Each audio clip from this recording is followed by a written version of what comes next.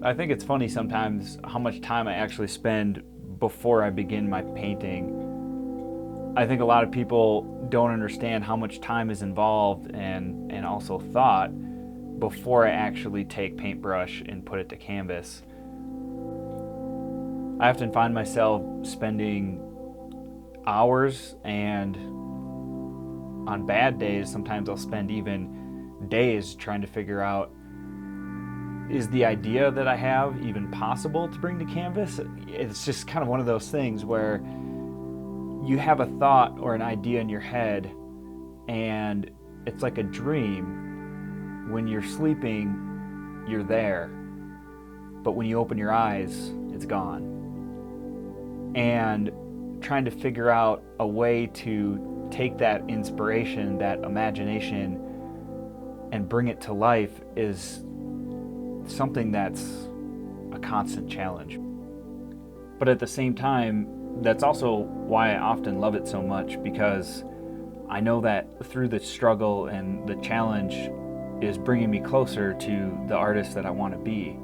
And those challenges help me learn, and I'm aware of that, and I understand that. And so I often will immerse myself for an entire day just developing an idea, working it out through paper, spending hours browsing through the reference photos I've gathered, and just seeing if it's even possible to bring this into reality.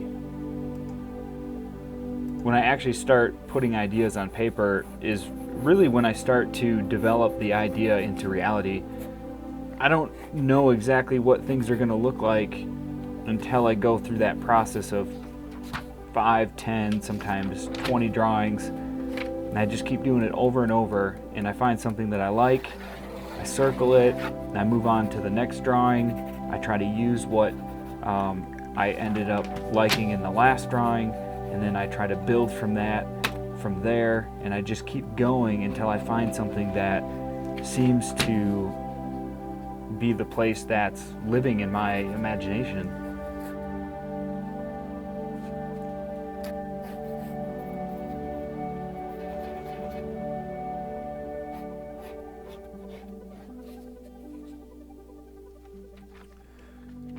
Well, I think I got it narrowed down to just a couple drawings here. I labeled this one better. This one was pretty cool, but there was something about the foreground that I didn't like. I think I liked the background in this one, the way the sun came over the mountains, but this one here had a better foreground. I know I X'd it out because I thought I was going to do something different, but I ended up liking how the barn just kind of fell into place right there. Just the way that it was laid out in the foreground seemed to be much more believable than the other ones I did. So I'm going to use something like this background here, and then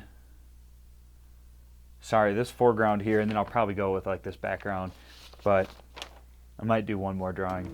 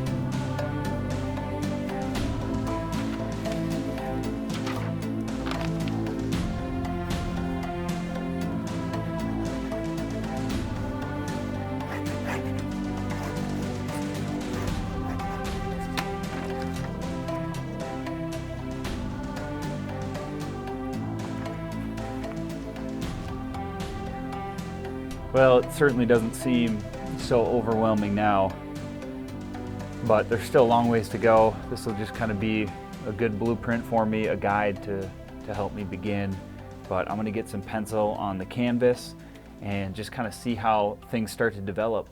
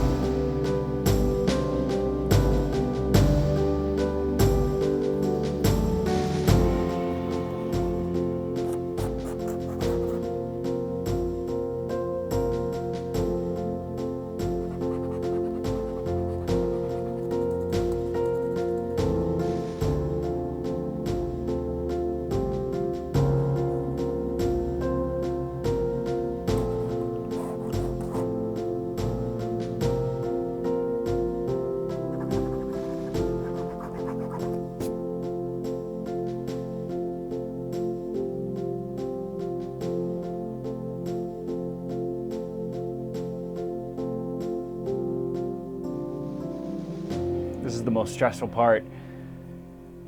Just trying to decide whether I'm finished and move on to paint or keep working at it. And it's an important time because if I decide to go with paint right now, it's just harder to change. And so you can start wasting a lot of time if you are not happy or you're just not satisfied with what you have so far. So it's a big decision right now, whether to stick with it or spray it with a fixative and then move on to paint. I think I'm gonna spray it and I'm gonna go for it.